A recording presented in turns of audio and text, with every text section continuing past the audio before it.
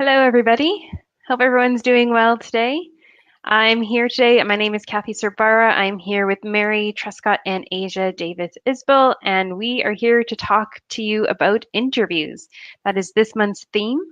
Last week, we started the theme and we talked about phone screens, which is essentially the first step in the interview process. We're going to dig a bit deeper and we're going to go into the research you should do before an interview. And that's important because you want to show your motivation, but also you want to plan questions to ask the company, right? This is a really important part of the interview preparation process. So before starting on how to do your research and how to prepare, maybe let's start with the why. So Mary, why do you want to ask questions at the interview? Why do you want to research the company before an interview? Well, to show that you're prepared, to show that you're sincerely interested in working at that company. It conveys enthusiasm. And also, this is your way to get some information from them that you might not have been able to find through the sources we're about to tell you about. So, you might be trying to decide if you would actually like to work there, and you're going to learn a lot by asking these questions. Yeah, absolutely. Right, because most companies, if they're a big company, they'll get hundreds of applications for a given position. They want to know if you applied because you're actually interested, or did you just throw in your application randomly, right? Like, what's your actual interest in the company? Are you motivated to work for them? So you really want to prepare and ask these questions, and also make sure that it's the right fit for you, right? So, okay, we know the why. Let's get into the research. So, let's start with the old-fashioned research, the online research. So, Asia, how would we get started there?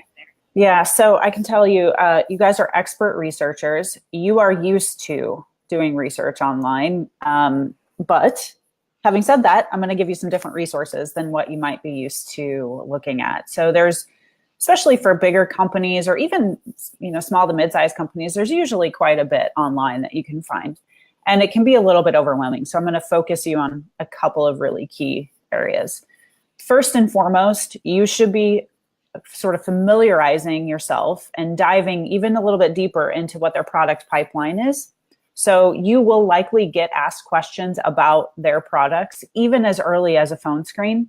And you do not want to be caught flat-footed, as I like to say, on that question. Like, you want to show them that you have actually looked into what they're trying to accomplish as a company. So know about their products, at least at a high level, what their products do, who they're trying to serve, and potentially where they're trying to go in the future. And you'll usually see that on their website or through a Google search.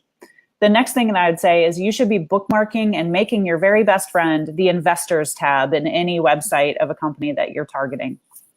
Under the investors tab, you're going to find a lot of really great information. And don't be scared off by the fact that it says investors, right? You may not be an investor in that company, but simply stated, there's a lot of great sort of day-to-day information you can find there. So you'll find things like press releases.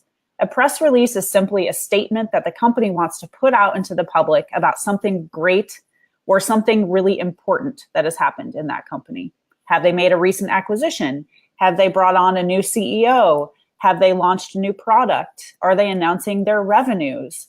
That's the kind of stuff that you'll see in a press release and you want to know about, so you can go in and ask questions about the direction of the company. And then lastly, earnings calls. So earnings calls is usually it's a phrase that most of you probably are not familiar with, and that's okay, because you haven't been trained in business, right? So earnings calls are a quarterly, so once every 3 months, a call that a public company has to do. They're required to do this every quarter to demonstrate sort of their performance over the last 3 months and where they are headed. And this is a treasure trove of information for you about the company and what they're trying to do. It can be a little bit overwhelming. I just want to recognize that that's how you might feel when you're first learning about earnings calls. But I highly recommend listening to them. You're going to pick up a lot of tidbits. And if you were to walk into an interview and say, hey, I just listened to the last earnings call and I heard that this company is going to do X, Y, and Z, you will impress people, because employees of that company don't even listen to earnings calls, right? So you will already set yourself apart by doing that kind of research. Yeah, that's amazing. So research their products, look at their press releases, check out their earnings call. So That's I right. would say all of this is generally within the comfort zone of a PhD because you're Yes. doing your research online. Let's get out of the comfort zone a little bit and talk about how else you would find out things about the company. Maybe clarification on the points that Asia said you would find online. Mary, what do you think for that? So it involves talking to people. So hopefully you've been networking and building rapport with people at the company already. And in doing that, you can be asking them questions about things you've seen on the website. This could be earnings calls. You can really impress them. Maybe you'll encourage them to listen to them because, as Asia said, maybe they haven't. And you can just learn more by asking them questions that can help you prepare for the questions for the formal interview.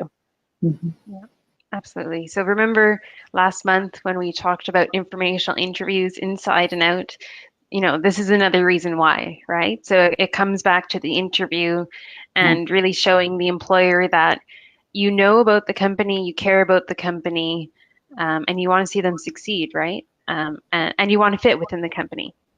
So that's fantastic. Yeah. So I think we've given you the basis to get started. If you guys have any questions on this, put it in the comments.